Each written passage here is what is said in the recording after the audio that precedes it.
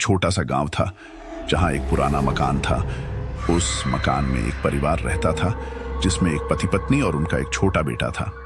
एक रात जब वे सो रहे थे तो अचानक से घर के बाहर से एक अजीब सी आवाज आने लगी। आवाज इतनी डरावनी थी कि परिवार के सभी लोग डर गए। पति ने सोचा कि शायद कोई जानवर होगा, लेकिन जब उसने बाहर जाकर देखा तो वहां कुछ नहीं था। लेकिन जब वह वापस आया तो उसने देखा कि उसका बेटा गायब था। पत्नी ने बताया कि बेटा अपने कमरे से गायब हो गया है। पति ने पूरे घर में ढूंढा लेकिन बेटा कहीं नहीं मिला। तभी अचानक से उसे एक आवाज सुनाई दी जो उसके बेटे की थी। आवाज घर के अंदर से आ रही थी, लेकिन जब पति ने देखा तो वहां कुछ नहीं था।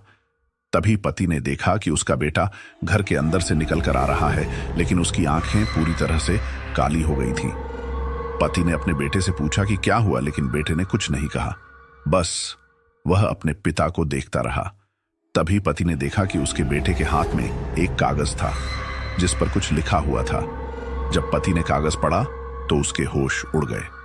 कागज पर लिखा था, मैं तुम्हारा बेटा नहीं हूं, मैं तुम्हारे घर में रहता हूं लेकिन मैं तुम्हारा नहीं हूं। पति ने अपने बेटे से पूछा कि यह क्या है, लेकिन बेटे ने कुछ नहीं कहा, बस वह अपने पिता को देखता रहा। तभी अचानक से घर की लाइट बुझ गई और पति ने अपने बेटे को कभी नहीं देखा।